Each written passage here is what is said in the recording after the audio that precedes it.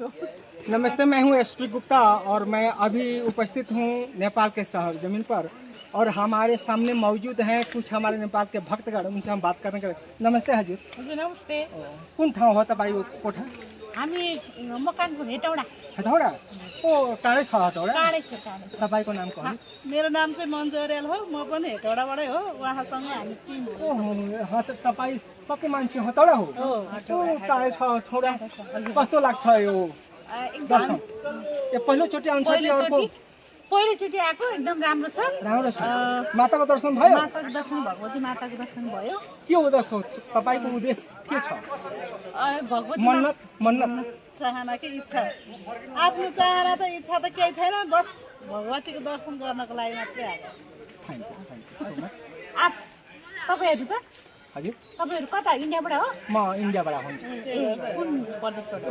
यो बिहार हो, पश्चिमी चम्पारण, यो बर्डर जस्तै बर्डर यानि कि यो सुमेश्वर पहाडको तले गोबरधाना ठाउँमा मेरो घर हो। ए म आउँछ यो नेपालको बसन्तपुर बरुवा देवेन्द्रपुर म आउँछ। कतिवटा चोटि आउँछ है, अलिअलि नेपाली आउँछ।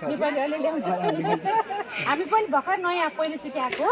तपाईँ नम्बर चोटि एकदम राम्रो छ।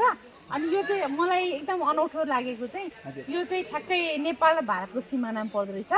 यो भगवती मन्दिर त्यो थाहा थिएन हामीलाई, थाहा थिएन। अनि त्यसपछि त्यहाँ गएर हेऱ्यौँ, त्यहाँको चाहिँ इन्डियन पुलिसहरू होइन, इन्डियन आर्मी, त्यसै गरी त्यहाँको अरू चाहिँ भक्तजनहरू बढी इन्डियन नागरिक देखियो त्यहाँ चाहिँ नेपाली भन्दा पनि। अनि त्यहाँ चाहिँ हामीलाई अलि अनौठो पनि लाग्यो। यो चाहिँ नेपालकै भूभाग जस्तो लाग्थ्यो, तर नेपाल र इन्डियाको सिमाना भएको कारणले चाहिँ बढी इन्डियाबाट चाहिँ इन्डियाको नागरिकहरू आउनु हुँदो रहेछ। र खुसी लाग्यो, उहाँहरूसँग भेटघाट भयो, पनि भेटघाट भयो, एकदम खुसी लाग्यो। तपाईँ पनि नेपाल आउनुहोस्, हेटौडा आउनुहोस्। फोन नम्बर लिएर जानु।